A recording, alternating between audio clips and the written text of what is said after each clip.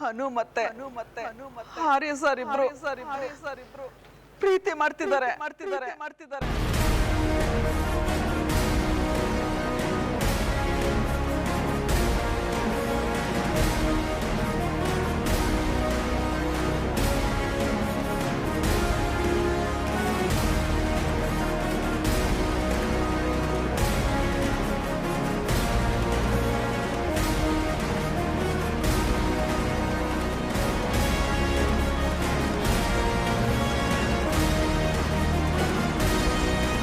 ಈ ಸತ್ಯನ ಹೇಗೆ ಹೇಳೋದು ಅಂತ ಗೊತ್ತಿಲ್ಲ.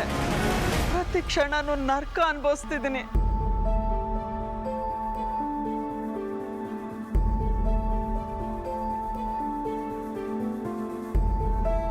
ಎಲ್ಲ ನಿನಗೋಸ್ಕರ ಸುಬ್ಬು. ನಿನ್ ಮಗಳು ಮತ್ತು ಆರ್ಯ ಸರ್ ಇಬ್ರು ನಿನ್ನ ಆರೋಗ್ಯ ಚೆನ್ನಾಗಿರ್ಬೇಕು, ಏರುಪೇರು ಆಗ್ಬಾರ್ದು ಅಂತ ಈ ತ್ಯಾಗ ಮಾಡಕ್ಕೆ ಸಿದ್ಧರಾಗಿದ್ದಾರೆ.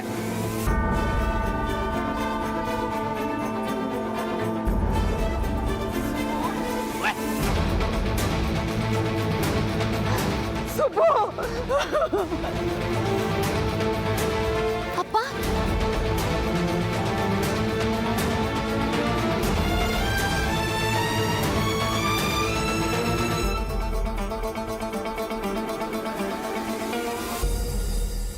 ಅಳ್ಬೇಡಿ ಪುಷ್ಪ ಅವರೇ, ಏನು ನಡಿಬೇಕೋ ಅದು ನಡೆದಿದೆ.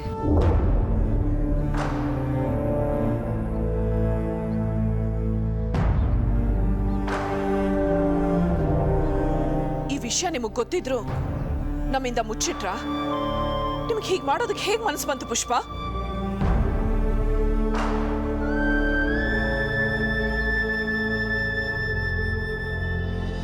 ಅಮ್ಮ ಇದನ್ನ ಮುಚ್ಚಿಟ್ಟಿಲ್ಲ. ನಾನು ಸಹ ಇದನ್ನ ಮುಚ್ಚಿಡಬೇಕು ಅಂತ ಅನ್ಕೊಂಡಿರ್ಲಿಲ್ಲ.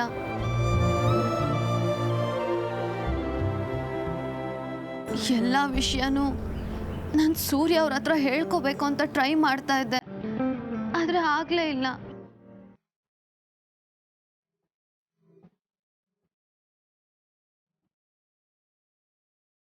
ಮದುವೆಗೆ ಇಷ್ಟ ಇಲ್ಲದೆ ಇದ್ರು ಹೇಗೆ ನೀನು ಈ ಮದುವೆಗೆ ಒಪ್ಕೊಂಡೆ?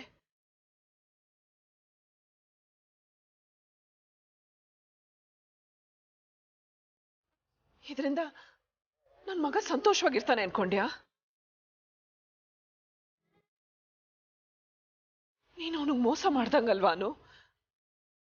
ನಾನು ನಿಮ್ಮನ್ನೆಲ್ಲ ನಂಬಿದ್ದೆ. ಆರ್ಯವರ್ಧನ್, ನಿಮ್ಮ ಮೇಲೆ ಇಟ್ಟಿದ್ದ ನಂಬಿಕೆನ ನೀವೇ ಕಳ್ಕೊಂಡ್ರಿ.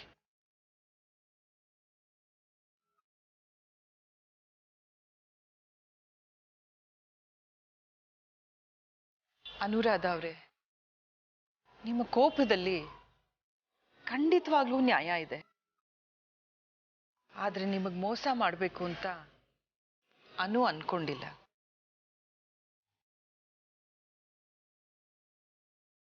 ಅವಳ ಬಗ್ಗೆ ನನಗೆ ಗೊತ್ತು.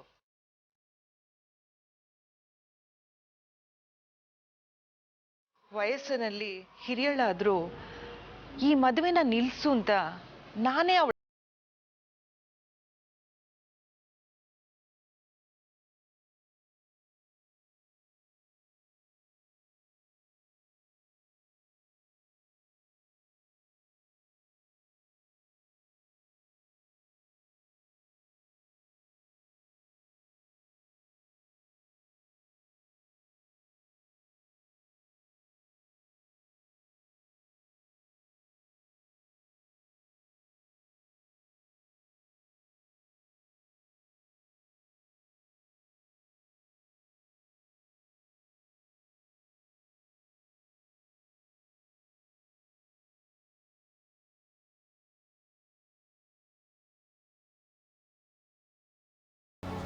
ಬಟ್ ನಾನೇ ಅರ್ಥ ಮಾಡ್ಕೊಂಡಿಲ್ಲ. ನೀನ್ ಯಾಕೋ ಎಲ್ಲ ತಪ್ಪನ್ನು ನಿನ್ ಮೇಲೆ ಹಾಕೋತೀಯಾ? ಇಷ್ಟೊಂದು ಒಳ್ಳೆಯವನಾಗೋಗ್ಬೇಕಾಗಿಲ್ಲ ಸೂರ್ಯ. ಆರ್ಯವರ್ಧನ್ ಅವರೇ,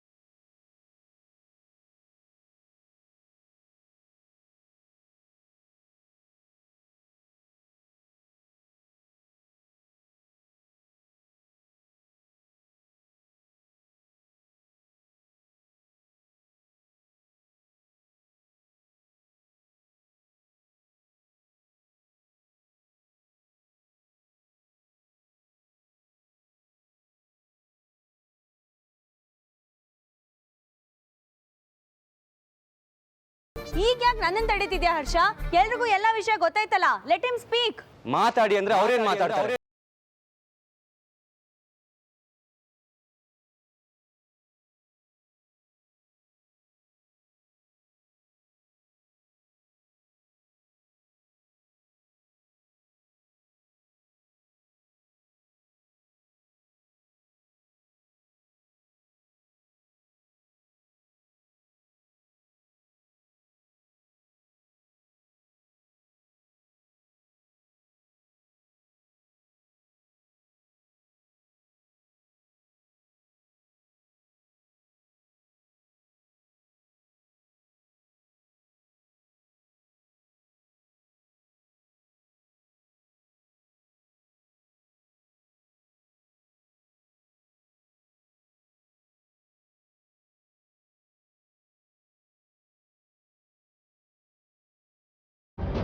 ಮಂಟಪದವರೆಗೂ ಕರ್ಕೊಂಡ್ಬಂದಿರುವಂಥ ದೊಡ್ಡ ವ್ಯಕ್ತಿ ಇವರು.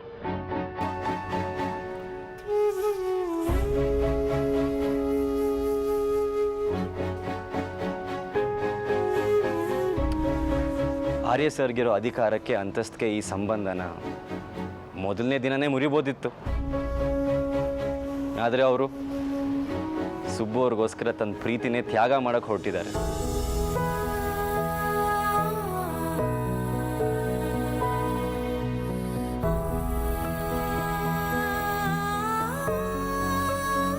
ಐ ಆಮ್ ವೆರಿ ಶ್ಯೂರ್ ಒಂದು ವೇಳೆ ನಂಗೆ ಮದುವೆ ಆಗಿ ನಾನು ಅವನು ಆಸ್ಟ್ರೇಲಿಯಾಗೆ ಹೋಗಿದ್ರು ಅವ್ರು ಖಂಡಿತ ನನ್ನಿಂದ ಈ ವಿಷಯನ ಮುಚ್ಚಿಡ್ತಾ ಇರಲಿಲ್ಲ. ಬಿಕಾಸ್ ಅವ್ರಿಗೆ ನನಗೆ ಮೋಸ ಮಾಡೋ ಉದ್ದೇಶ ಇರಲಿಲ್ಲ. ಮನಸಾರೆ ಇವರಿಬ್ಬರು ಬಂಗಾರದಂಥ ವ್ಯಕ್ತಿಗಳು.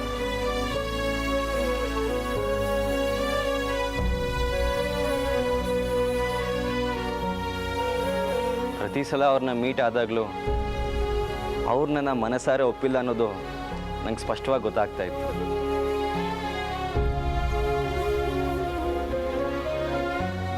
ಅವ್ರ ಮೌನ ಯಾಕೆ ಅಂತ ನನಗೀಗ ಅರ್ಥ ಆಗ್ತಾ ಇದೆ. ಯಾಕಂದ್ರೆ ಅವ್ರ ಮನಸ್ಸಲ್ಲಿದ್ದು ಆರ್ಯವರ್ಧನ್ ಹೆಸರು ಮಾತ್ರ.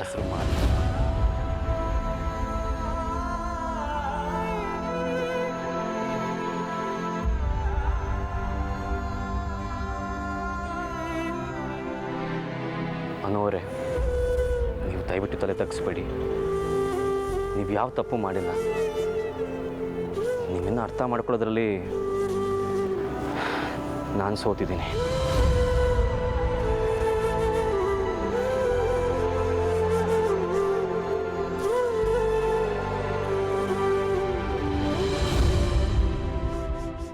ಮಗಳ ಭವಿಷ್ಯನ ನಿಮ್ಮ ಕೈಯಲ್ಲಿ ಇಡ್ತಾ ಇದ್ದೀನಿ.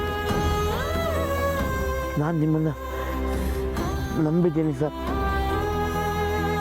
ಅದು ಮದುವೆ ಸೂರ್ಯ ಜೊತೆ ಮಾಡಿಸೋಕೆ ಮಾತು ಕೊಡಿ ಸರ್. ಇಲ್ಲಿ ಯಾರು ಸರಿ ಯಾರು ತಪ್ಪು ಅಂತ ವಾದ ಮಾಡೋಕ್ಕಾಗಲ್ಲ. ಫಸ್ಟ್ ಆಫ್ ಆಲ್ ನಾನು ಅಮ್ಮನ ಬಲವಂತಕ್ಕೋಸ್ಕರ ಈ ಮದುವೆಗೆ ಒಪ್ಕೊಂಡೆ. ಆದರೆ ನನಗೆ ಗೊತ್ತಿಲ್ದಂಗೆ ಅವ್ರನ್ನ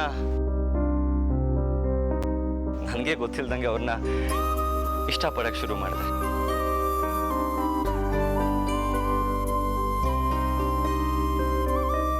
ಅನು ಕೂಡ ನಂತರನೇ ಅವ್ರ ತಂದೆಗೋಸ್ಕರ ಈ ಮದುವೆಗೆ ಒಪ್ಕೊಂಡ್ರು. ನಾನು ಅವ್ರಿಗೆ ಇಷ್ಟ ಅಂತ ನನ್ನ ಸಮಾಧಾನಕ್ಕೋಸ್ಕರ ಹೇಳಿದ್ರು. ಆರ್ಯ ಸರ್ ಪಾಪ ಮನ್ಸಲ್ಲಿ ಅಷ್ಟೊಂದು ದುಃಖ ಇಟ್ಕೊಂಡು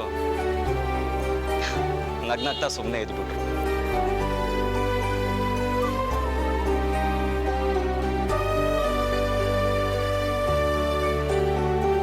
ಇಲ್ಲಿ ಎಲ್ಲರೂ ಇನ್ನೊಬ್ರಿಗೋಸ್ಕರ ಕಾಂಪ್ರಮೈಸ್ ಆಗ್ತಾ ಇದ್ದೀವಿ. ನಾನು ಅನೋರ್ ಮುಖದಲ್ಲಿ ನಗು ನೋಡಕ್ ಕಾದೆ ನಿಜ. ಆದ್ರೆ ನಂಗೆ ಮದುವೆ ಬಗ್ಗೆ ಯಾವ ರೀತಿ ಕನಸುಗಳು ಇರಲಿಲ್ಲ. ಒಂದು ವೇಳೆ ಈ ಮದುವೆ ಮುರಿದ್ರೆ ನನ್ಗೆ ಅದರಿಂದ ಹೊರಗೆ ಬರೋಕ್ಕೆ ಒಂದು ವಾರ ಅಥವಾ ಒಂದು ತಿಂಗಳು ಬೇಕಾಗತ್ತೆ.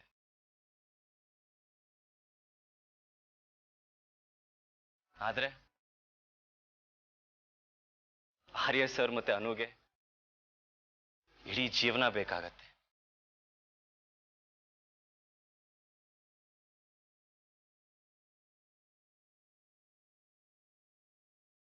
ಇವರಿಬ್ಬರ ತ್ಯಾಗದಲ್ಲಿ ನನ್ನ ಬದುಕನ್ನ ಕಟ್ಕೊಳ್ಳೋದು ನನಗಿಷ್ಟ ಇಲ್ಲ.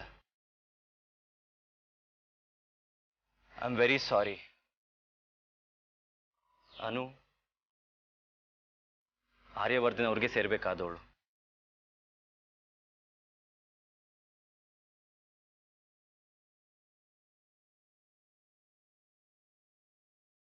ನಾನು ನಿಮ್ಮ ಹತ್ರ ಈ ವಿಷಯ ಮೊದಲೇ ಹೇಳಿದ್ದಿದ್ರು ನಿಮ್ಮ ರಿಯಾಕ್ಷನ್ ಇದೇ ಆಗಿರ್ತಿತ್ತ ಸೂರ್ಯ ಅವರೇ?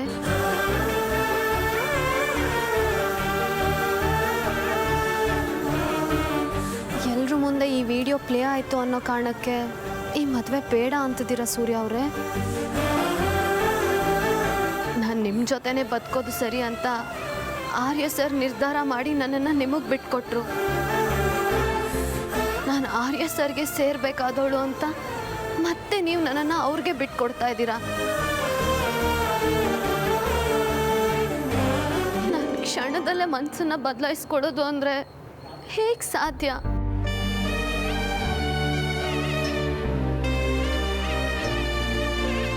ನಾನು ಯಾರಿಗೂ ಸೇರಿದವಳು ಅಲ್ವೇನೋ ಅನ್ನೋ ಭಾವನೆ ಶುರು ಆಗಿದೆ ನನಗೆ.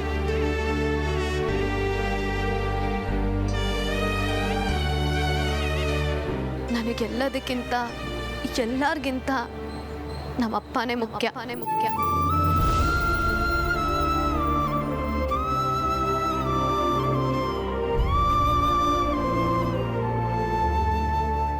ಸೂರ್ಯ, ನೀವೊಬ್ಬರಾದರೂ ನನ್ನ ಆಯ್ಕೆನ ಗೌರವಿಸ್ತೀರಾ ಅಂತ ಅಂದ್ಕೊಂಡಿದ್ದೆ. ಪ್ಲೀಸ್ ಸೂರ್ಯ, ಈ ಮದುವೆ ಬೇಡ ಅನ್ಬೇಡಿ.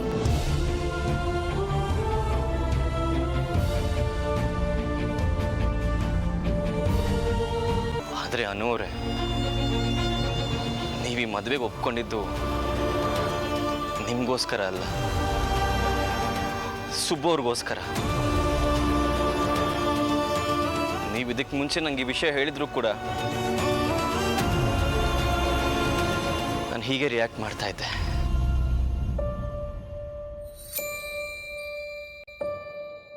ಬಿಕಾಸ್ ಜೀವನ ಪೂರ್ತಿ ಈ ಕೊರಗಲ್ಲೇ ಬದುಕಬೇಕಾಗ್ತಿತ್ತು. ನಾವು ಯಾವತ್ತೂ ಸಹಜವಾಗಿರಕ್ಕೆ ಸಾಧ್ಯನೇ ಆಗ್ತಿರ್ಲಿಲ್ಲ. ದಯವಿಟ್ಟು ಹಾಗನ್ಬೇಡಿ ಸೂರ್ಯ ಅವರೇ. ಎಲ್ಲಾನು ಮರೆತು ನಾನು ನಿಮ್ಮ ಜೊತೆ ಬರ್ತೀನಿ ಅಂತ ಹೇಳ್ತಿಲ್ಲ. ಬಂದಮೇಲೆ ನಾನು ಎಲ್ಲನೂ ಮರೆಯೋದಕ್ಕೆ ಪ್ರಯತ್ನ ಪಡ್ತೀನಿ.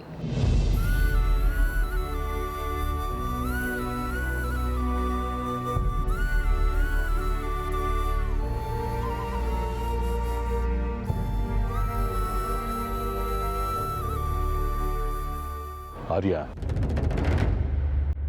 ಸರ್,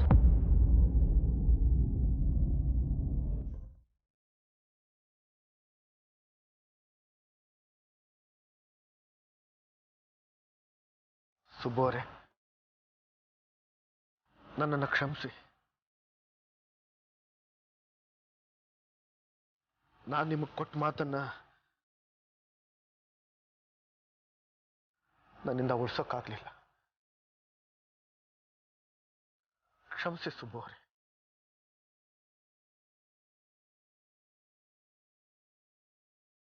ನಮ್ಮ ದೃಷ್ಟಿಲೀಗ ಸಂಬಂಧಗಳು ಬದಲಾಗಿರ್ಬೋದು, ಆದರೆ ಶುಭ ಲಗ್ನ ಬದಲಾಗಿಲ್ವಲ್ಲ.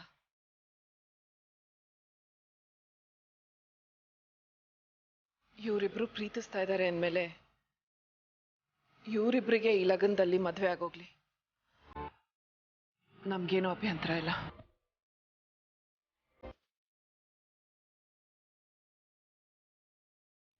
ಸುಬ್ಬು ಅವರೇ, ನಿಮ್ಗೆ ಅಭ್ಯಂತರ ಇಲ್ಲ ಅಂದರೆ ಆರ್ಯವರ್ಧನ್ ಮತ್ತೆ ಅನು ಮದುವೆ ಈ ಲಗ್ನದಲ್ಲೇ ಆಗೋಗ್ಲಿ. ಎಲ್ಲರೂ ಏನಂತೀರಾ?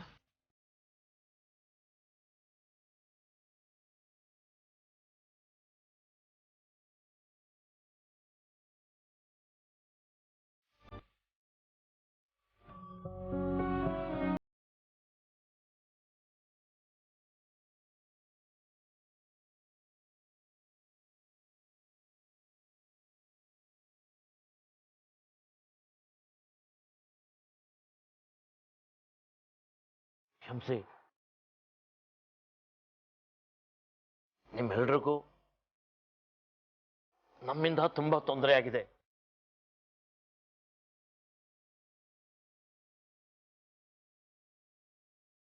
ದಯವಿಟ್ಟು ಎಲ್ರೂ ಊಟ ಮಾಡ್ಕೊಂಡೇ ಹೋಗಿ.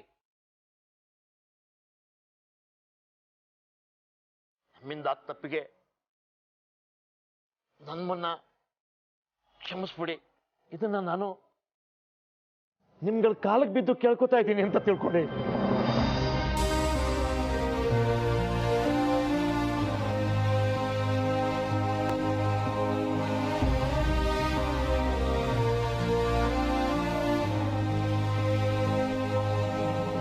ನನ್ನ ಜೀವನದಲ್ಲೇ ಇದಕ್ಕಿಂತ ನೋವಿನ ಘಟನೆ ಇನ್ನೊಂದು ನಡೆಯೋಕ್ಕೆ ಸಾಧ್ಯ ಇಲ್ಲ. ಆದರೂ ಇನ್ನೂ ಬದುಕಿದ್ದೀನಿ ನೋಡಿ.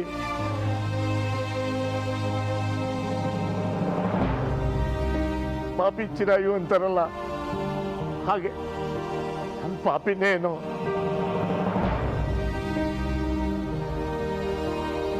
ಯಾರ ಮನಸ್ಸನ್ನು ಅರ್ಥ ಮಾಡ್ಕೊಳ್ದೆ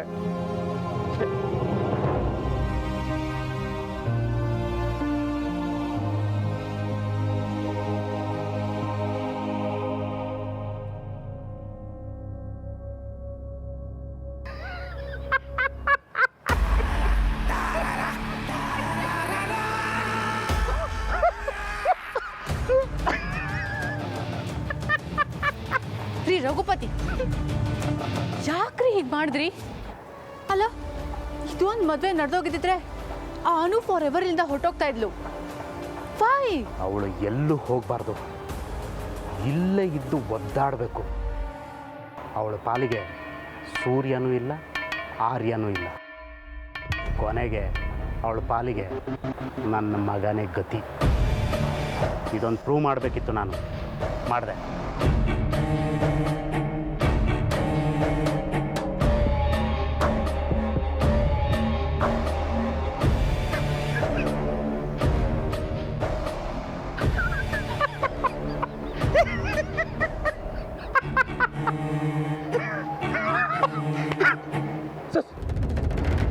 ನಾನೇನು ಮಾಡಲಿಲ್ಲ.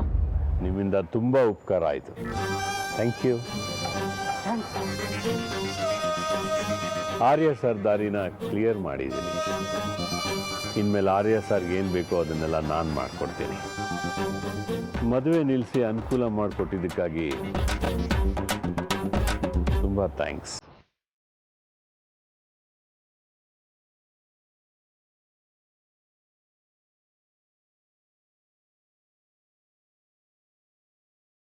ಅಯ್ಯೋ, ಇವನೇನು ಹೊಸ ಬಾಂಬ್ ಹಾಕ್ತಾವನೆ.